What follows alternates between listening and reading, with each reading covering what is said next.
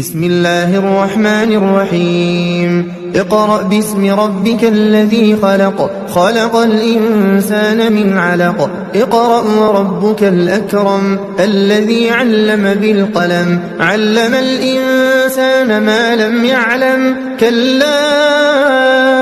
إن الإنسان ليطغى أن رآه استغنى إن إلى ربك الرجعى أرأيت الذي ينهى عبدا إذا صلى أرأيت إن كان على الهدى أو أمر بالتقوى أرأيت إن